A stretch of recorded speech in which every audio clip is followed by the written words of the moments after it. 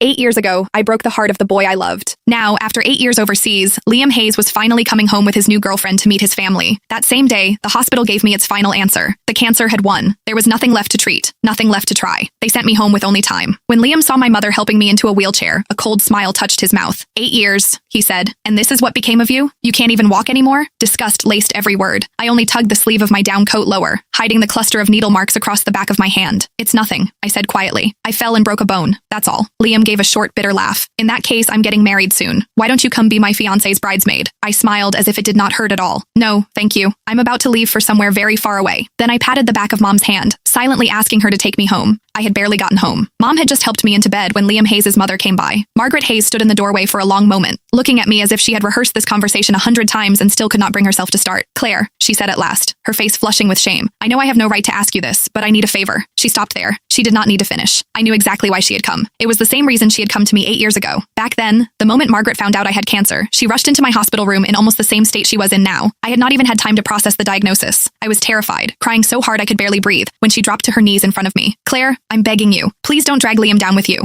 He's just been accepted into a program overseas. If he finds out you have cancer, he'll never agree to leave. You and Liam have known each other your whole lives. You've loved each other for so many years. So please, for my sake, let him go. Break up with him. I've arranged everything. I found a boy to help. All you have to do is pretend to kiss him downstairs. Let Liam see it. Make him believe you betrayed him. Then break up with him. That's all. Because of those words, the first thing I did after being diagnosed was not schedule more tests or begin treatment. Instead, I put on the coldest face I could manage, pretended to cheat, forced Liam to hate me, and drove him out of the country without mercy. Sure enough, a second later, Margaret looked at me with guilt in her eyes. Claire, please don't blame me. I had no choice. Liam's girlfriend now was his classmate overseas throughout graduate school and his doctoral program. They're perfect for each other. I really don't want to ruin such a good marriage. You know Liam, he adored you when you were kids. If he finds out the truth about what happened back then, I'm afraid, her voice shook. I'm afraid he'll throw everything away again. So could you stay away from him for a while? You don't have much time left anyway, do you? In your condition, you shouldn't be going out, don't you think? The moment Margaret said those words, my mother grabbed a pack of adult diapers from beside the bed and slammed it down so hard the mattress shook. Seeing that she was about to lose her temper, I quickly tugged at her sleeve and softened my voice. Mom, please. It took several seconds before she managed to hold herself back. Only then did I look back at Margaret.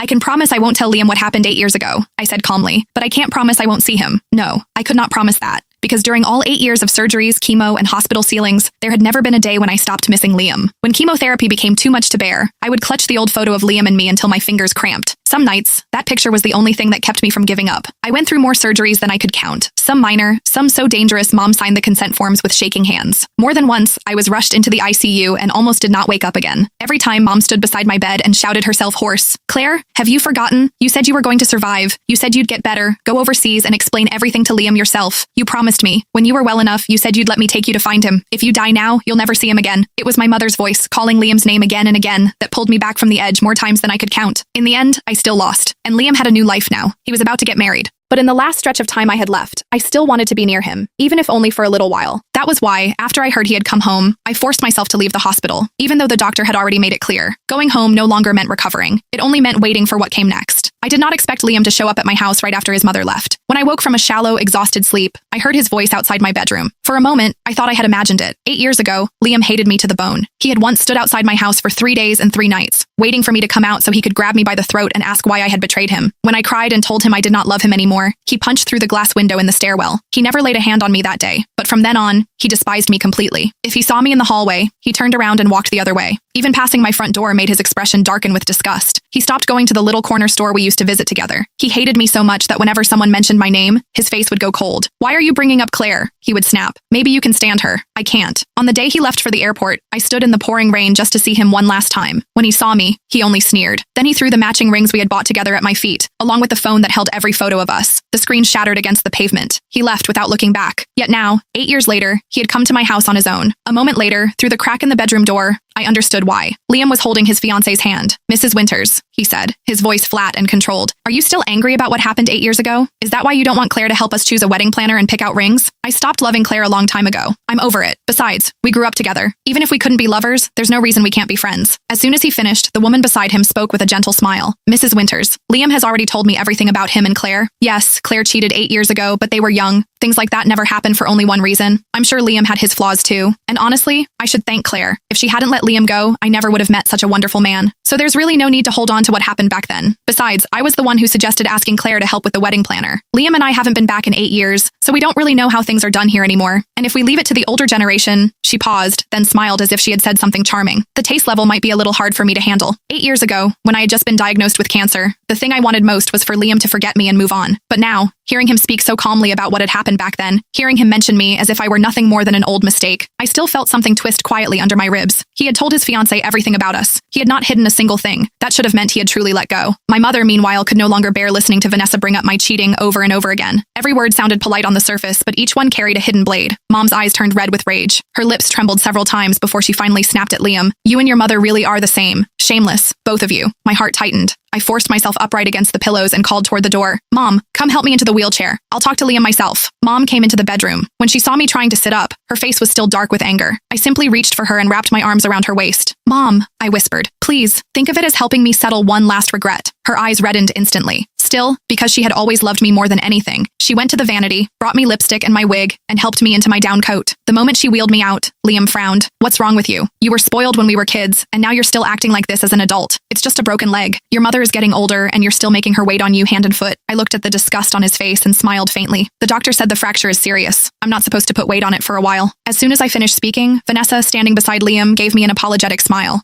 Claire, don't take it personally. Liam has just gotten used to being blunt after living overseas for so long. Then she tilted her head toward him, her tone sweet. He's like this with everyone except me. I lowered my eyes for a second. Liam was cold to everyone. That much was true. But he had never been cold to me. Not before. I pressed that thought down before it could show on my face and looked calmly at Vanessa. You really want me to go with you to choose a wedding planner? If you need me there, I'll go. Vanessa nodded at once. Of course, we really do. After that, I exchanged a few polite words with them before seeing them out. That night, Liam called me. He said I should go with them to meet the wedding planner the next day. My fingers tightened around the phone. Part of me was greedy for the sound of his voice. Another part of me was almost afraid of it. After all, it had been 8 years since I had heard him like this, alone, on the other end of the line. 8 years ago, I used to hide under the covers every night and fall asleep listening to his low, warm voice. But just as I slipped into the memory, a woman's voice sounded on his end. Liam, come dry my hair for me. I snapped back to myself. Okay, I murmured quickly. The moment Liam heard my answer, he hung up. I listened to the empty beeps until they ended. Only then did the tears come. I had known this would happen. I had prepared myself for it. But seeing it, hearing it, knowing with absolute clarity that Liam belonged to someone else now still hurt more than I could admit. Liam had told me to meet him at 10 the next morning. Because I was nervous, I asked Mom to take me downstairs at 9:30. But I waited until noon, and Liam never came. When I called him, he hung up. Mom asked me several times to go home. I refused. This trip had taken almost everything I had left. After this, I might never have the strength to leave the house again. Thankfully, at 1 in the afternoon, Liam finally called and said they were downstairs. My mother was furious. It took me a long time to calm her down before she managed to keep her expression neutral. The moment I got into the car, Vanessa turned to me with a coy little smile. Sorry, Claire. Liam got a little carried away last night. I couldn't get out of bed this morning. My hand tightened slightly against my coat. Liam folded my wheelchair and put it away, then got into the driver's seat. Through the rearview mirror, he glanced at me once. Why are you explaining so much to her? He said coldly. I turned my face toward the window and waved calmly at my mother. Liam drove fast.